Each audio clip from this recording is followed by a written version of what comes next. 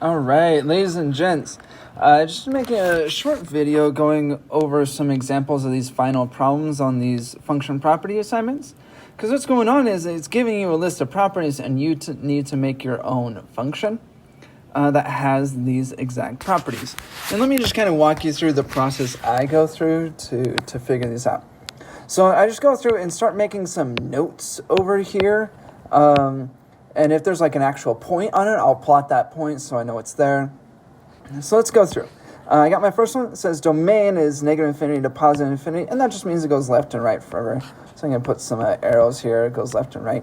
It doesn't necessarily have to be up here. It can be going right on the bottom or left on the bottom. It just needs to be going left and right forever. And then I have my y-intercept of 0, -2. Oh, I should probably mention that this is from the increasing, decreasing assignment. These other ones are from other assignments, and I'll try and mention this when we get there. So there's my intercept, and the intercept's an actual point, so I can put that point, and I know it's there. Then I got here, it's got the interval of increase from negative infinity to 0. So I'm going to, here on the left side, it started by increasing. So if I think over here, this is all going up. So I'm going to draw a little arrow here, say it's going up. And it stops increasing at 0. That means the y-axis. So right here, I'm going to draw me a vertical line to let me know that's when things change. And then it decreases from then on. So to the right here, it is all going down. So I'm going to draw a little down arrow to kind of help me remember it's going down. So based on my notes here, I know it's going left and right forever. It hits this point, and before it hits this point, it's going up. And then after it, it's going down. So really, I can draw any sort of function I want. It just has to meet those requirements. So this one goes up and then goes down. I can do that. I could also do kind of a U shape like this if I wanted. I could have it be going up really slowly and then going down really fast if I wanted. It just needs to be one of those where it's increasing until you hit your y-intercept there and then decreasing. So there's some options. A lot of these have a lot of options what your function can look like. Let's look at a couple of other ones. This is number 13 from the positive-negative assignment. But I'm going to kind of go through those same things. I'm going to think aloud as I go through this. So I got my first one here. It says range is negative infinity to 4. So I'm going to arrow down here because it's going down forever somewhere, either on the left, right, or the middle. But it's going down forever, and then the range goes up to 4. So I can actually put a dash line here. That's the highest this is going to go anywhere. And the closed bracket there means it's actually going to hit 4 somewhere. So it might hit here, it might hit over here, but somewhere it's going to hit. And then I move on to my next property. It has x-intercepts at 1 and 5, and those are actual points. So I'm going to put those, my function has to hit those. And the next part here, it says my interval of positive is 1 to 5. So here, I'm going to draw me some vertical lines here. In this window here, it's going to be positive. So that means above the x-axis. So I'm going to put positive here.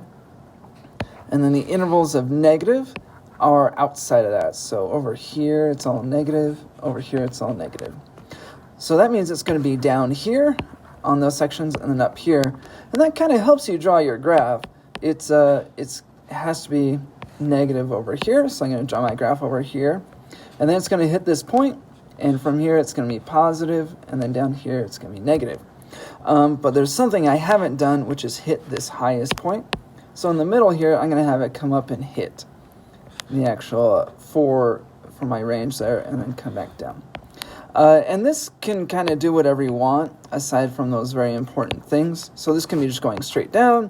This could be doing swirly things like that if you wanted, though you don't want to circle back on it because it wouldn't be a function anymore. But yeah, so you got some options. This can do that if you want. So this is another example. And we got this one last one, and this is from the end behavior assignment. And I'm just going to kind of, again, think aloud as I go through this problem here. So my range goes from -2 to 5. So I got -2 there to 5. So all of my graph is going to be between those lines. And I actually notice here those are kind of like asymptotes here, and I actually have asymptotes at those lines. So this is the y equals -2 asymptote. This is the y equals 5 asymptote. So our graph is going to get infinitely close to one of those, but never reach. So it's going to kind of have this curve to it, whether it goes up and curves like this, or maybe it starts up here and curves down. And then down here, it can start and curve up like that, or it can come down and curve. But it's going to get infinitely close, but not reach it. So that's important information. So we dealt with asymptotes and range. Now I got my end behaviors. Look here on the left end behavior, as the x's approach negative infinity, the function approaches 5. So what that means is up here on the left side is approaching a height of 5. So I'm going to draw me a little arrow there. And then the right end behavior, this one's approaching -2. So over here on the right, it's getting closer to -2. Well, based on what I know already, it has to be curving up towards 5. So I'm going to just draw a curve that goes up towards 5 like that. On the right side, it's curving down to -2. And so I can actually just connect it like this and have it curve down to -2. What's going on in the middle doesn't really matter, but just on the left, it needs to be going up to 5, and on the right, down to -2. And so I got my function figured out. Again, the middle can kind of do whatever it wants. It can even go up and down a few times and then curve. But yeah, you have a function looking like this. Hopefully that helps you out with these ones where you draw your own function. You just have to meet the requirements, but you get to draw your own graph within it.